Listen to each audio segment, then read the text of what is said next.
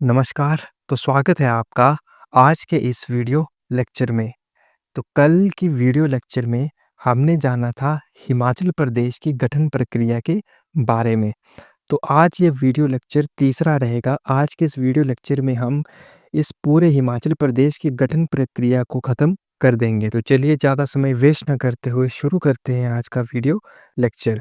अब देखिए आगे की प्रक्रिया क्या होती है।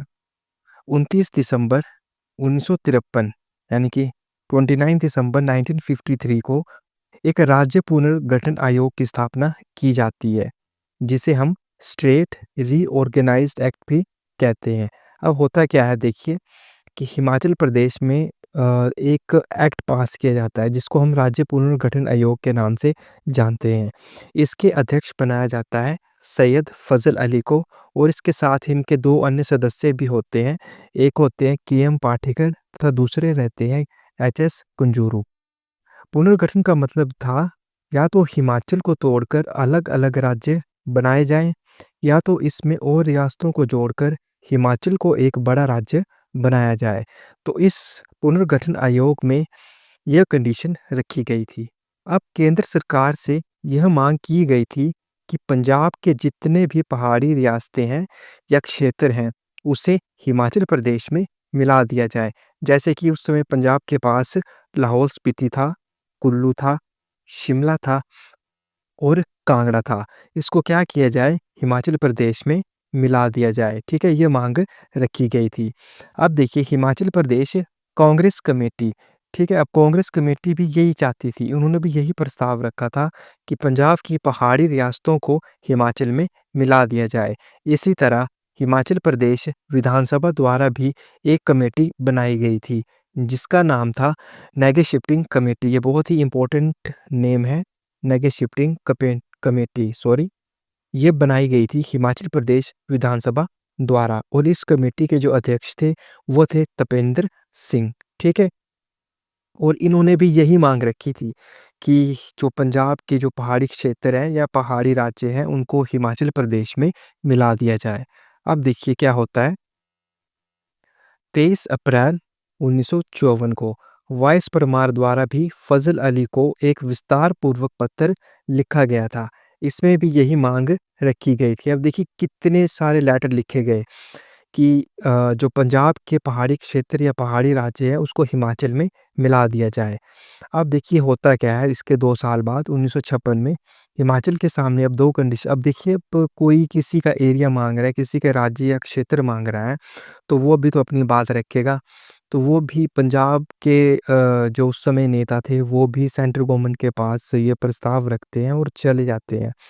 तो अब क्या होता है कि सेंट्रल गवर्नमेंट असमंजस में पड़ जाती है। तो 1956 में देखिए क्या कंडीशन रखी जाती है हिमाचल के सामने, या तो हिमाचल पंजाब में मिल जाए या तो अपनी विधानसभा को भंग कर दे, मतलब तोड़ दे, ठीक है? परंतु वाइस परमार तथा कई राजनीतिज्ञ ने हिमाचल प्रदेश को पंजाब में मिलने नहीं दिया। उसके बाद हिमाचल की विधानसभा को क्या कर दिया गया था? भंग कर दिया गया था, ठीक है? देखिए हिमाचल प्रदेश की विधानसभा को भंग कर दिया गया और उसे यूनियन टेरिटरी यानी कि केंद्र शासित प्रदेश के रूप में घोषित किया गया। 1956 से पहले राज्य को ग श्रेणी में रखा जाता था, परंतु 1956 के बाद इसको हटाकर राज्य और केंद्र शासित प्रदेश के रूप में बाँटा गया। देखिए पिछले लेक्चर में भी मैंने बताया था आपको कि सबसे पहले आयुक्त क्षेत्र बनाए गए, उसके बाद क, ख, ग में बाँटा गया, उसके बाद यूनियन टेरिटरी मतलब केंद्र शासित प्रदेश में बाँटा गया और लास्ट में जाकर हिमाचल प्रदेश पूर्ण राज्य बनेगा। वाइस परमार, फजल अली तथा अन्य राजनीतिज्ञ की सहायता से हिमाचल पंजाब में मिलने से बच गया, इसलिए वाइस परमार को हिमाचल का निर्माता भी कहा जाता है। अब देखिए अंत में 31 अक्टूबर 1956 को वाइस परमार ने मंत्रिपरिषद से इस्तीफा दे दिया था और 1956 से लेकर 1971 तक हिमाचल प्रदेश केंद्र शासित के रूप में रहा, ठीक है? अब ये डेट आपको याद रहनी चाहिए। 1948 से लेकर 1951 तक हिमाचल प्रदेश मुख्य आयुक्त क्षेत्र के रूप में रहता है। उसके बाद 1951 के एंड तक इलेक्शन होते हैं और उसके बाद 1956 तक हिमाचल प्रदेश सी स्टेट के रूप में रहता है। अब उसके बाद 1956 से लेकर 1971 तक हिमाचल प्रदेश यूनियन टेरिटरी के रूप यानी कि केंद्र शासित प्रदेश के रूप में रहेगा। उसके बाद उसे पूर्ण राज्य का दर्जा मिल जाएगा, ठीक है? अब देखिए होता क्या है 1952 से 1956 को देखिए जैसे 1952 में गवर्नमेंट बनी थी ना सबसे पहले हिमाचल प्रदेश में कांग्रेस की, तो हिमाचल की ये पहली विधानसभा नहीं मानी जाती है। अब देखिए क्यों नहीं मानी जाती है? हालाँकि इलेक्शन हुए, मुख्यमंत्री चुन के आया, सब विधियाँ पूरी रूप से हुई, लेकिन होता ये है कि ये पूरे 5 साल अपने पूरे नहीं कर पाई है, ठीक है? मतलब अभी तक पूरे 5 साल नहीं हुए थे और जो भी गवर्नमेंट 5 साल पूरे करती है उसे ही पहली विधानसभा मतलब पूर्ण रूप से विधानसभा माना जाता है, ठीक है? क्योंकि ये भंग हो गई थी, तो इसका कार्यकाल भी पूरा नहीं हो सका था। तो इसलिए ये जो पहली जो इलेक्शन हुए थे 1952 में और जब 1956 तक ये गवर्नमेंट चलती है, तो इसे हम पहली विधानसभा नहीं मानते हैं, ठीक है? समझ लगी? उसके बाद देखिए केंद्र शासित प्रदेश बनने के बाद अब 1956 के बाद ये विधानसभा भंग हो गई। अब ये जो हिमाचल था वो सेंट्रल गवर्नमेंट के अंडर आ जाता है, तो उसके बाद क्या होता है कि ये केंद्र शासित प्रदेश के रूप में रहता है। तो केंद्र शासित प्रदेश बनने के बाद हिमाचल प्रदेश के उपराज्यपाल बने। अब देखिए कोई भी राज्य होता है ना, ठीक है? अगर वो पूर्ण रूप से राज्य बना होता है तो उसका होता है राज्यपाल, ठीक है? अगर वो राज्य नहीं है मतलब केंद्र शासित रूप में कार्य कर रहा है वो राज्य, तो उसके होते हैं उपराज्यपाल, ठीक है? तो हिमाचल प्रदेश के प्रथम जो उपराज्यपाल बने थे, जिस समय हिमाचल प्रदेश केंद्र शासित प्रदेश बना था, तो वो थे बजरंग बहादुर। ये बहुत ही इम्पोर्टेंट नाम है, इसको याद रखना। अब बात करते हैं क्षेत्रीय परिषद की, जिसको हम इंग्लिश में टेरिटोरियल काउंसिल के नाम से जानते हैं। इसके अध्यक्ष बने थे ठाकुर करम सिंह, ठीक है? ये भी इम्पोर्टेंट नाम है। ये बने थे 15 अगस्त 1957 को। देखिए 1956 को हमारी जो विधानसभा थी वो भंग हो गई थी और नेक्स्ट ईयर क्या बनाई जाती है, उसके स्थान पर क्षेत्रीय परिषद बनाई जाती है, सेंट्रल गवर्नमेंट के अंदर काम करती है। जब हिमाचल प्रदेश में विधानसभा हट गई थी, तब वहाँ नई सरकार बना दी गई थी, जिसका नाम था क्षेत्रीय परिषद, जो कि केंद्र सरकार द्वारा बनाई गई थी। इसके पास पावर बहुत ही कम थी, जिसके कारण राज्य का विकास नहीं हो सकता था। इससे स्थानीय नेता असंतुष्ट तथा नाखुश थे। अब देखिए अगर किसी राज्य की अपनी विधानसभा होती है, तो वो कार्य करती है वो अपने राज्य के लिए, लेकिन अब ये सेंट्रल गवर्नमेंट के अंडर आ गई थी, तो पावर भी बहुत कम थी और इतना ध्यान भी नहीं रखा जा रहा था। अब हिमाचल प्रदेश के स्थानीय नेताओं का मानना था कि जब तक हिमाचल प्रदेश में दोबारा से विधानसभा नहीं आ जाती है, तब तक हिमाचल प्रदेश का विकास नहीं हो सकता है। तो कंटिन्यूअसली क्या हो रहा था कि हिमाचल प्रदेश के जो जितने भी नेता थे, वो केंद्र सरकार पर दबाव डाल रहे थे और विधानसभा की दोबारा से माँग कर रहे थे। देखिए क्षेत्रीय परिषद का कार्यकाल कब से कब तक रहा है? ये रहा है 1957 से लेकर 1963 तक, क्योंकि 1963 के बाद दोबारा से फिर से इलेक्शन होते हैं और हिमाचल प्रदेश में दोबारा से फिर से गवर्नमेंट बनती है। अब बात करते हैं अब हम महासू पुनर्गठन की, ठीक है? ये भी बहुत ही इम्पोर्टेंट आयोग रहा है। अब देखिए महासू का पुनर्गठन कब हुआ? मतलब महासू जो एक उस समय ज़िला बना था ना 1948 में 4 ज़िले थे हिमाचल प्रदेश के चंबा, मंडी, सिरमौर और महासू। तो महासू उस समय सबसे बड़ा एरिया था मतलब सबसे बड़ा ज़िला मान सकते हैं आप उसको, ठीक है?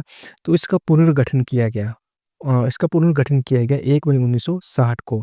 अब महासू का पुनर्गठन किया गया तथा इसमें किन्नौर को छठे ज़िले के रूप में बनाया गया। तो जो हिमाचल का छठा ज़िला बना वो बना किन्नौर, ठीक है? महासू की एक तहसील थी उस समय चीनी तथा रामपुर, ठीक है? चीनी एक तहसील थी तथा रामपुर के 14 गाँव को मिलाकर ये नाम दिया गया था किन्नौर, ठीक है? ये है महासू के अंदर ही है किन्नौर, ठीक है? इससे इसी कारण इसका एरिया नहीं बढ़ेगा। अब देखिए कोई अपना एरिया उसको तोड़कर ये अलग कर रहा है तो एरिया तो वही रहेगा ना, ठीक है? अब देखिए हिमाचल प्रदेश विधानसभा 1963 की अब हम बात करते हैं। देखिए पंडित जवाहरलाल नेहरू जी ने कहा था कि अगर जैसे ही वो मैंने बताया था ना आपको कि जो ये क्षेत्रीय परिषद बनी थी 1957 से लेकर 1963 के बीच में, तो ये जितने भी हिमाचल के नेता थे जो हिमाचल के स्थानीय लोग थे, वो सेंट्रल गवर्नमेंट पर दबाव डाल रहे थे। तो जब वो सेंट्रल गवर्नमेंट के पास जाते हैं तो वो बात करते हैं पंडित जवाहरलाल नेहरू जी से, ठीक है? तो पंडित जवाहरलाल नेहरू जी कहते हैं उनको कि अगर 1962-63 में दोबारा से सेंट्रल गवर्नमेंट में कांग्रेस सरकार आ जाती है, तो हिमाचल प्रदेश को दोबारा से विधानसभा दी जाएगी, ठीक है? मतलब उन्होंने कहा कि अगर हम जीत जाते हैं सेंट्रल गवर्नमेंट से, तो आपकी जो विधानसभा भंग की गई थी, उसको हम दोबारा वापस से कर देंगे और होता भी कुछ ऐसे ही है। केंद्र में कांग्रेस की सरकार आ जाती है, ठीक है? केंद्र में क्या होता है कि दोबारा से कांग्रेस की सरकार आ गई और हिमाचल में क्षेत्रीय परिषद को ख़त्म कर दिया जाता है और विधानसभा को दोबारा लौटा दिया जाता है। अब देखिए 1 जुलाई 1963 की बात है, ठीक है? अब हिमाचल प्रदेश में विधानसभा आ गई। अब क्या होता है कि 43 सीटों पर चुनाव होते हैं, ठीक है? 43 कैसे होगी? पहले 41 थी ना? ठीक है? उसके बाद सॉरी 42 थी शायद। तो उसके बाद क्या होता है कि ये 2 सीटें, ठीक है, 2 सीटें कहाँ से आती हैं? किन्नौर से आती हैं, ठीक है? किन्नौर से आई। इसी प्रकार 1963 में दोबारा से फिर से कांग्रेस की सरकार आई और 1963 में पहले वास्तविक विधानसभा की शुरुआत होती है। इसको हम पहली वास्तविक विधानसभा कहते हैं। क्यों कहते हैं? क्योंकि इसका कार्यकाल अब पूरा हो जाएगा। मतलब 1963 से लेकर 1967 तक इसके पूरे 5 साल हो जाएँगे, इसीलिए इसको हम पहली वास्तविक विधानसभा कहते हैं। अब देखिए 1 नवंबर 1966 को क्या होता है? 1 नवंबर 1966 को पंजाब के पहाड़ी क्षेत्र, ठीक है? पहाड़ी जो क्षेत्र थे पंजाब के, उसको हिमाचल प्रदेश में मिला दिया जाता है। अब देखिए सब कुछ हो ही रहा था।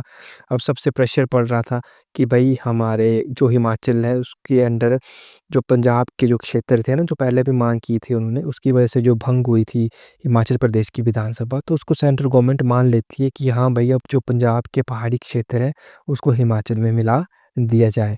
तो इसी दिन को हिमाचल में इसको पहाड़ी दिवस के रूप में मनाया जाता है। कब मनाया जाता है पहाड़ी दिवस? 1966 मतलब 1 नवंबर को मनाया जाता है प्रति वर्ष, ठीक है?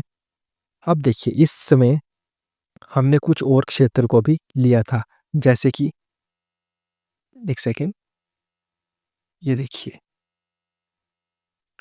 देखिए जैसे कि अम्बाला से हमने क्या-क्या लिया था, कंडाघाट लिया और नालागढ़ लिया और गुरदासपुर से हमने क्या-क्या लिया, डलहौजी लिया तथा बकलोह छावनी ली। होशियारपुर से हमने क्या लिया, होशियारपुर से हमने लिया था ऊना, अम्ब और लोहारा तथा संतोषगढ़। ये क्षेत्र हमने लिए थे पंजाब से, जो कि अब हिमाचल के अंडर आ गए थे। 1966 में हिमाचल की स्थिति कुछ इस प्रकार थी, अब 4 ज़िले और जुड़ गए थे, ठीक है? 6 ज़िले पहले हो चुके थे, ठीक है? किन्नौर के तक और 4 ज़िले अब हमें कहाँ से मिलते हैं? पंजाब से मिलते हैं। वो कौन-कौन से थे? पहला है कुल्लू, दूसरा है कांगड़ा, तीसरा है लाहौल स्पीति और चौथा है शिमला।